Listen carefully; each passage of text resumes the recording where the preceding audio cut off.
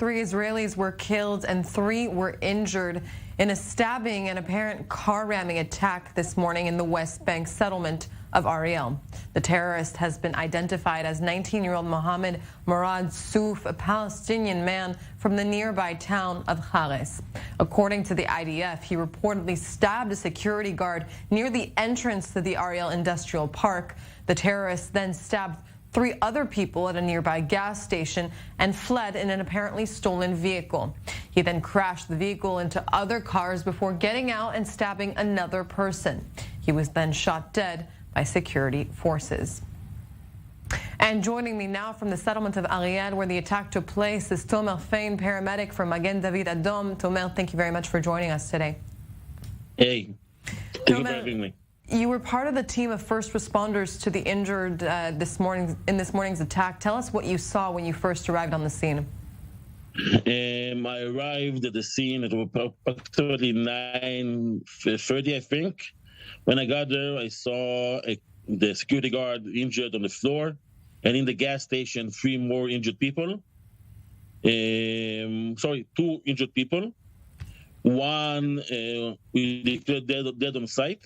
The other one was critically injured with multiple stab wounds, and a third wounded patient near the security guard who fled from the stabbing after getting stabbed, and he dropped dead near the security guard. Toma, explain to us some of the challenges when responding to an active terror attack like this one.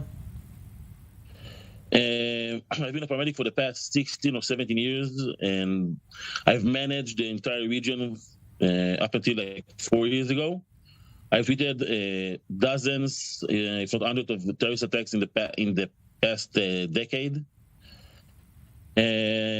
The scenes are hectic, a lot of commotion. Sometimes we're treating patients under fire. We have other Palestinians that walk around us, and so there's the risk for another terrorist attack, that people will attack and stab us. So there's that to think about. It never gets easier. Certainly not an easy job. Neighbors and friends unfortunately. Seeing friends getting stabbed just because they're Israelis or Jewish, it never gets easier. And given your experience, what advice can you give to anyone that finds themselves or someone else injured amid a terror attack?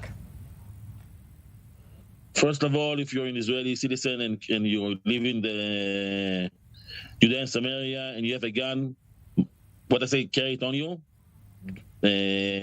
I correct you for what you said earlier. The person that killed the terrorist was the citizen with a gun. So if you have a gun, keep it on you. And if you get injured, just press on the bleeding and try and stop it using a tourniquet or anything in the sorts, and call 101. Fein, paramedic from Magen David Adom, thank you very much for joining us today.